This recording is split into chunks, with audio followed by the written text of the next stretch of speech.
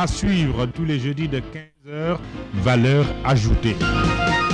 Pour vous aider à mieux comprendre et à décrypter les principaux événements de l'actualité économique, Khadifal Koulibaly vous donne rendez-vous tous les jeudis de 15 à 16 heures dans Valeur ajoutée. Concept et rouage de l'économie, analyse et projection, monnaie, investissement, production, distribution, consommation. L'économie a désormais son espace radiophonique Valeur ajoutée. Tous les jeudis de 15 à 16 heures, KFC sur Radio Sénégal International 92.5, c'est Valeur ajoutée. Et nous revoilà à un nouveau numéro de Valeur ajoutée.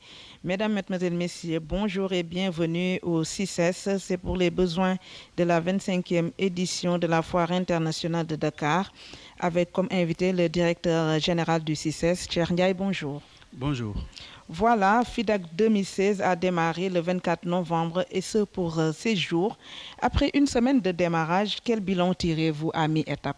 Je vous remercie Khadi de m'avoir donné l'occasion de parler de cette 25e édition de la FIDAK. L'impression que j'ai aujourd'hui comme bilan d'étape, c'est une impression positive, en ce sens que nos objectifs en termes d'organisation, en termes de sécurité, en termes de rendre le cadre normal d'un établissement recevant du public, tout cela me semble aujourd'hui correct pour organiser un événement d'une aussi grande ampleur. Évidemment, on attend encore que les rentrées grand public se renforcent, mais à la date d'aujourd'hui, quand même, il y a une satisfaction notable. Un forum scientifique sur promotion du partenariat public-privé pour un développement durable. Pourquoi ce thème? Vous savez, la FIDAK est un moment où il y a beaucoup de manifestations. Il y a une composante exposition, une composante aussi forum scientifique. Donc il n'y a pas que les expositions. Et dans le cadre de ce forum scientifique est toujours adossé sur un thème qu'on choisit ensemble. Et ce thème-là a fait aujourd'hui que nous avons l'intitulé « Promotion du partenariat public-privé pour un développement durable en Afrique de l'Ouest ». On ne l'a pas choisi au hasard. Le commerce est une composante importante de l'économie. Et le partenariat public-privé est devenu une alternative incontournable dans l'investissement et dans le développement durable. Et nos pays du Sud l'utilisent abondamment pour faire des investissements et soutenir le développement endogène. Il y a aussi des rencontres B2B. Voilà, qui dit forum scientifique aussi dit rencontre B2B. Vous savez, la FIDAK, c'est aussi un moment de rencontre, un moment de construction de partenaires entre hommes d'affaires. Et donc, on a effectivement fait aussi des rencontres B2B qui ont beaucoup prospéré. Et ça a été vraiment fructueux. Hier, j'ai fait un crochet là-bas. Et vraiment, les participants étaient très contents. Et il y avait une affluence très forte. Vous avez annoncé tantôt des mesures sécuritaires. On ne le souhaite pas, l'incendie qu'il y a eu l'année dernière. Mais concrètement, quelles sont ces mesures sécuritaires-là? Alors, Khadi, s'il y a un domaine où on s'est vraiment investi et on a obtenu une satisfaction quasi totale, c'est au niveau sécuritaire. Cette année, on a décidé de rompre avec la tradition. Je veux parler de certaines pratiques anciennes qui étaient là et dont il fallait se débarrasser. Je peux citer par exemple les personnes qui passaient la nuit dans les pavillons. Je peux citer aussi les essais d'encens, les fourneaux, etc. Les personnes qui fumaient dans les pavillons, etc. Tout cela, c'est interdit. Nous avons procédé à un affichage un peu partout dans la foire pour donner des consignes de sécurité. Et à cela s'ajoute aussi l'équipement incendie très fourni aujourd'hui et qu'on peut constater à tous les niveaux de la foire. À cela s'ajoute aussi un recrutement d'un personnel incendie autour de 100 personnes habillées incendie et qui font le tour de toute la foire pour identifier ce qu'on appelle les feux ouverts. Je veux nommer la cigarette, je veux nommer les fourneaux, je veux nommer les encens. Et tout cela est interdit à la foire et il y a des personnes dédiées à cela et qui font le tour de la foire pour interdire ça. Si la personne n'obéit pas, ils ont la possibilité de faire venir la gendarmerie ou bien les pompiers pour arrêter le forfait. Et donc, sur le plan sécuritaire, vraiment, la satisfaction, elle n'est jamais totale, elle n'est jamais à 100%, mais quand même, il y a de quoi se féliciter sur le plan sécuritaire au niveau de cette 25e FIDAK. Je rappelle que vous écoutez Valeurs Ajoutées qui se déroule au niveau du CICES et qui reçoit le directeur général Cheikh Ndiaye. Cheikh Ndiaye, voilà, quels sont aujourd'hui les pays étrangers qui participent à cette édition de la 25e foire? La FIDAK est un événement, j'allais dire, mondial, parce que c'est un événement qui concentre, qui condense toute une panoplie, une grande diversité de nationalités. Et en plus des pays traditionnels qui venaient, cette année, on a enregistré le retour de la France, on a enregistré la Thaïlande qui est là, on a enregistré aussi la Malaisie, et de nouvelles participations sont là. Donc tout compte fait, pour qui connaissait les pays qui venaient, il faut y ajouter quand même de nouveaux pays qui sont là cette année. On ne peut pas les énumérer, c'est autour de 30 pays et vraiment c'est à la satisfaction des organisateurs et du Sénégal aussi. L'Éthiopie comme pays invité d'honneur? Voilà, nous avons choisi cette année l'Éthiopie comme pays invité d'honneur et cela est adossé aux bonnes relations entre le Sénégal et l'Éthiopie. Et ça montre aussi le rayonnement du CICES, de la FIDAK. Les années passées, on se concentrait essentiellement dans la sous-région ouest africaine. Et on s'est dit cette année, pourquoi pas aller au-delà. Et aujourd'hui, nous nous retrouvons au niveau de l'Afrique de l'Est avec l'Éthiopie, qui a beaucoup de similarités avec le Sénégal sur le plan vision économique, sur le plan objectif économique, etc., etc. C'est un pays émergent. C'est un pays qui se développe et qui partage beaucoup de similarités avec le Sénégal. Qu'est-ce que l'Éthiopie pourrait apporter au pays? Parce que c'est un pays, vous l'avez dit, comme le Sénégal. Donc, quelle est la valeur ajoutée que ce pays peut apporter au Sénégal? Je viens de dire tantôt que l'Éthiopie est un pays engagé dans la voie de l'émergence et qui est très avancé. Nous l'avons tous constaté lors de la journée de l'Éthiopie ici. Non seulement ils ont honoré leur participation sur le plan institutionnel, mais aussi sur le plan exposition et commercial, l'Éthiopie a surpris positivement les visiteurs en présentant toute la panoplie, toute la diversité des secteurs de l'économie éthiopienne. Je veux parler du cuir, je veux parler de la viande, je veux parler du café, de très bonne qualité et d'une grande diversité. Et donc l'Éthiopie a une offre économique très importante et dont les pays ouest-africains pouvaient profiter pleinement. Et c'est une surprise très agréable. Et je pense que les Éthiopiens aussi ont beaucoup appris au niveau de la FIDAK, c'est eux-mêmes qui l'ont dit. Et je pense qu'après la FIDAK, je pense que les relations entre l'Éthiopie et l'Afrique de l'Ouest s'en retrouveront très renforcées sur le plan économique et diplomatique et commercial. 150 entreprises chinoises à la FIDAK, est-ce que cela ne va pas rajouter à la chinoiserie, entre parenthèses, déjà constatée et déplorée au CICES? Alors quand vous dites chinoiserie, ça a une connotation, je ne sais pas comment vous le percevez, mais voilà, ça a une connotation péjorative. Oui. Alors moi je pense que c'est une attitude très répandue, devenue très commune. Mais il faut relativiser les choses. La Chine n'a fait que développer son commerce.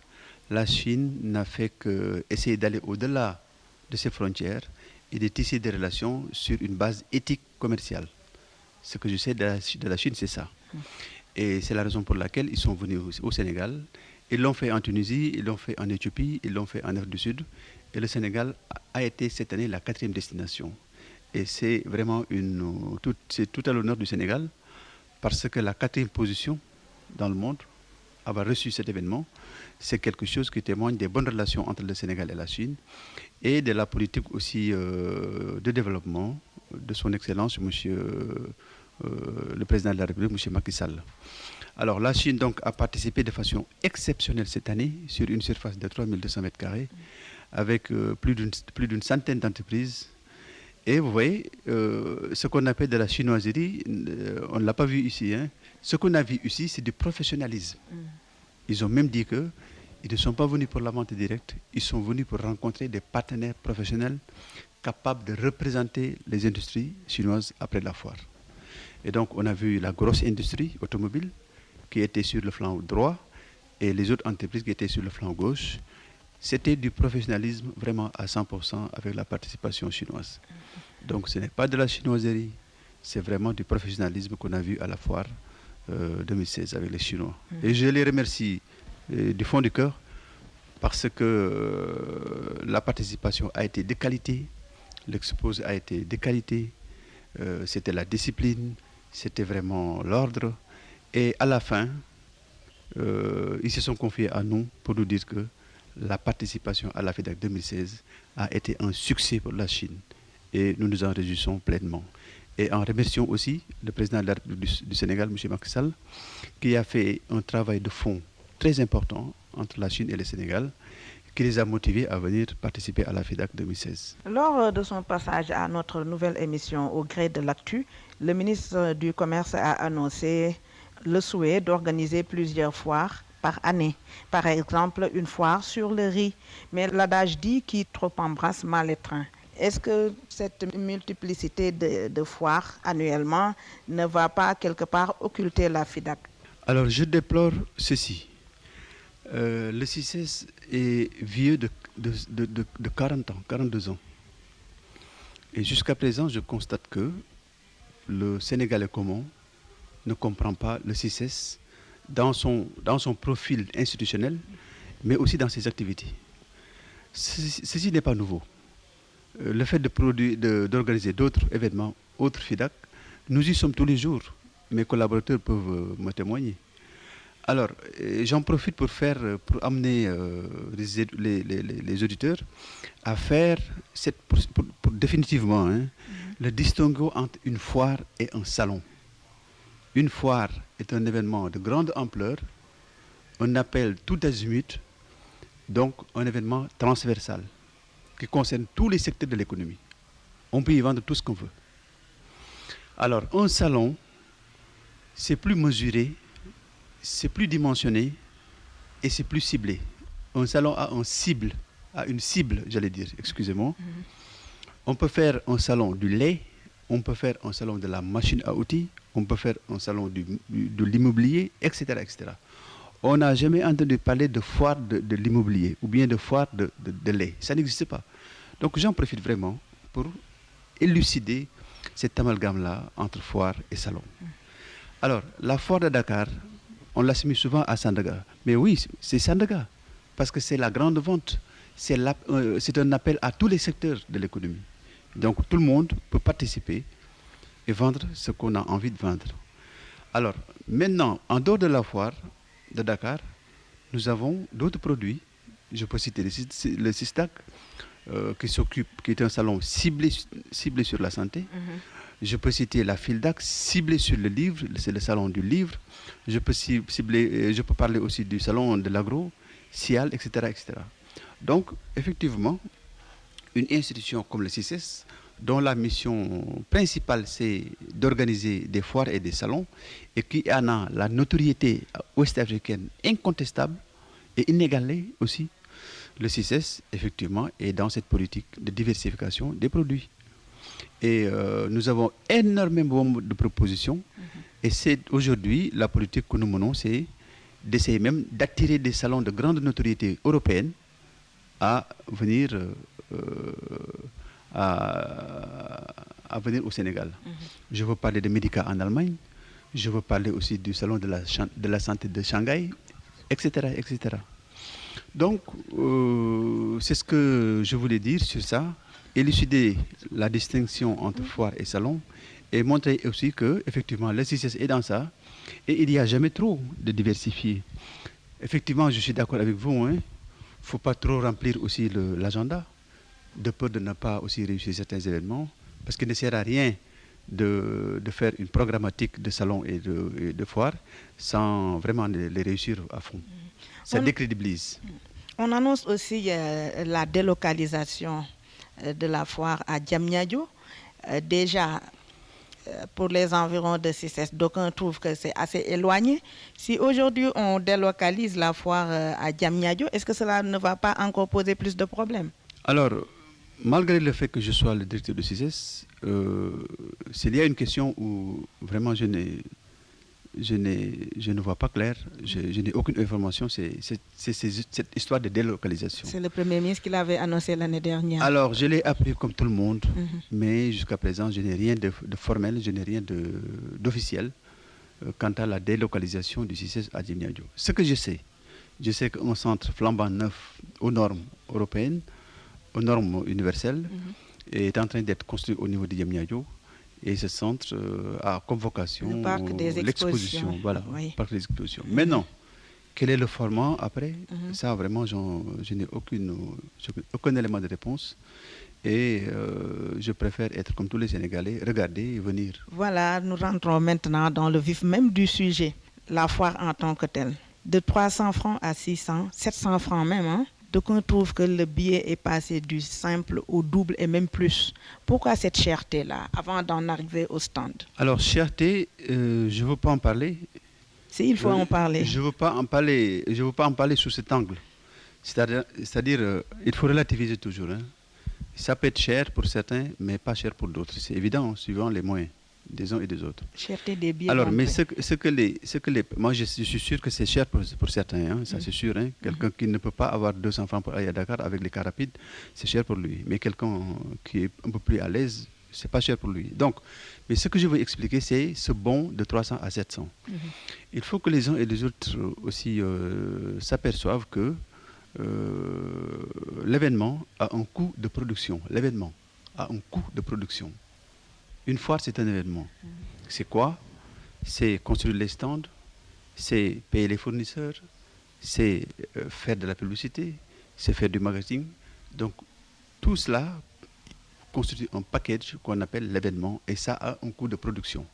Et vous voyez, dans la vie, la tendance de la structure des prix est la montée, plus ou moins, avec l'inflation, avec le contexte peu favorable mondial.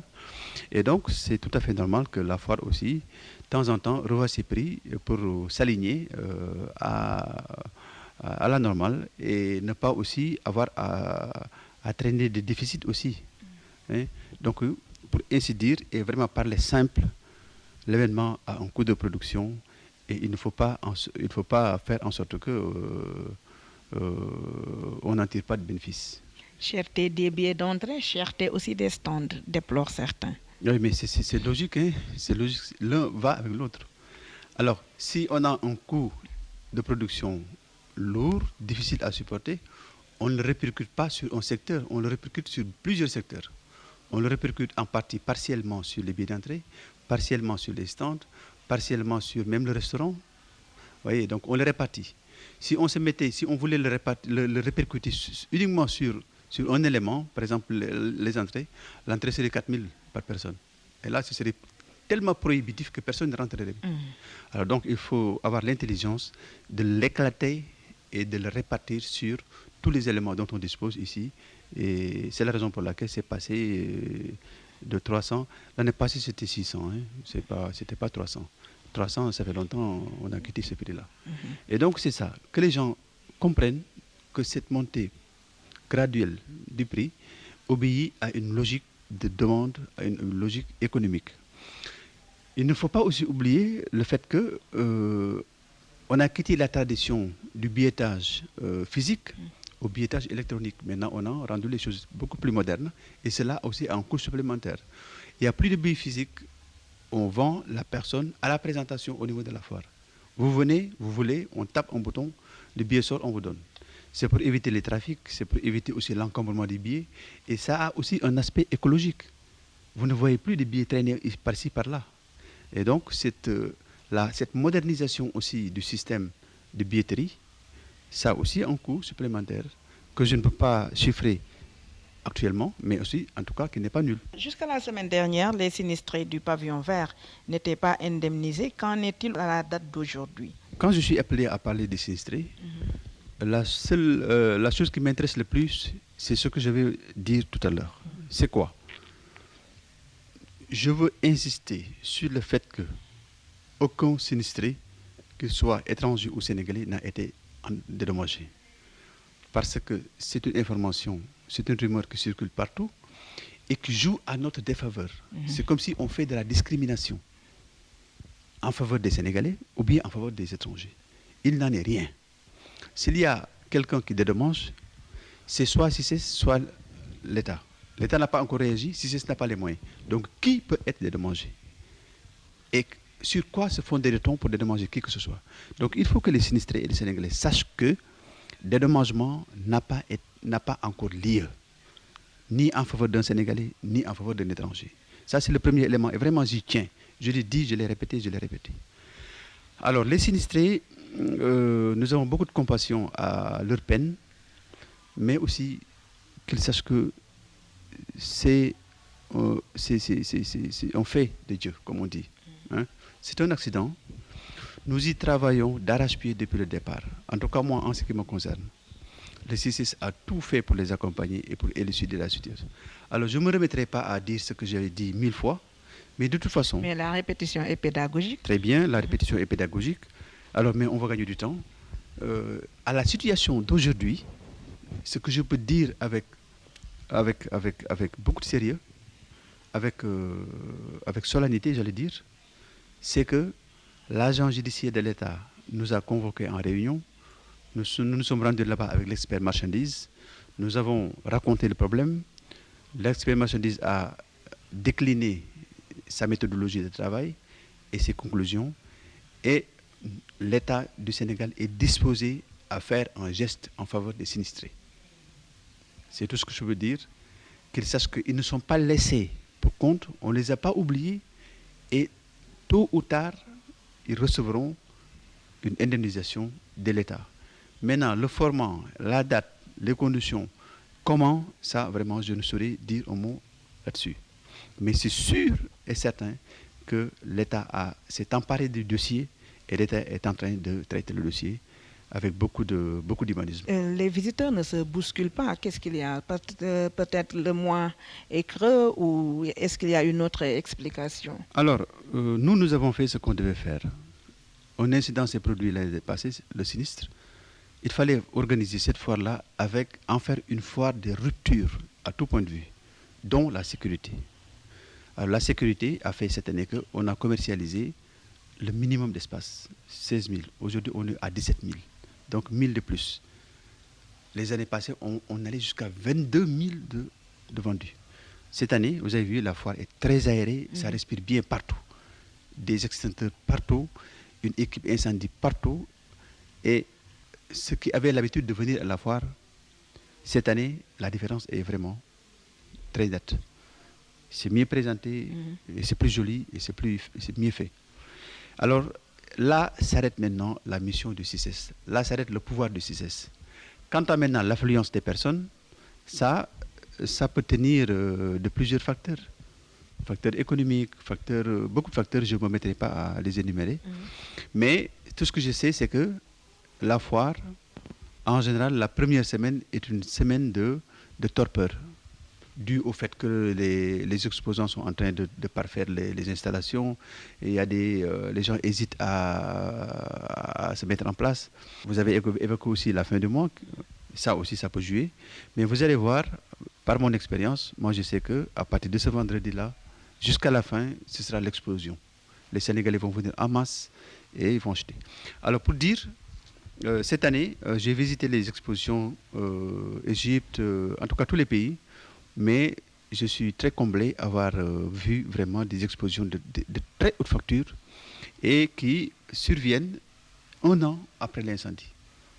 Et l'incendie est devenu maintenant quelque chose d'oublié et il n'y a même plus de traces de cet incendie. Est-ce qu'après le 9, il y aura une prolongation de la foire? Alors, moi, c'est ma 4e année au CICES, mais tous les ans, on procède à une prolongation à la demande des exposants. Et moi, je n'ai jamais refusé ça pour la simple bonne raison. Ils veulent en profiter davantage. Ils se sont déjà installés. D'aucuns ont côté la Malaisie, d'autres la Jordanie, d'autres, etc., etc. Ils ont fait énormément d'efforts pour s'installer. Donc 3 jours de plus, vraiment, faut pas les en empêcher. Et donc à chaque fois qu'ils demandent, moi je dis oui, mais il faut redimensionner, reconsidérer la situation. Mais une prolongation ne peut pas manquer s'ils le souhaitent. S'ils ne le souhaitent pas, on s'arrête au 9. Mais s'ils le souhaitent, nous sommes disposés à procéder à une prolongation. Ça nous fait gagner de l'argent, ça les fait gagner de l'argent et au bonheur de tout le monde. Je rappelle que vous suivez Valeurs Ajoutées qui reçoit Cheikh Ndiaye, directeur général du Centre international du commerce extérieur du Sénégal. Mesdames, Mesdemoiselles, Messieurs, merci de votre attention. Merci au directeur général. Monsieur Ndiaye, merci. Merci, Khady. Merci à notre technicien Gérard Moïse Ndiaye.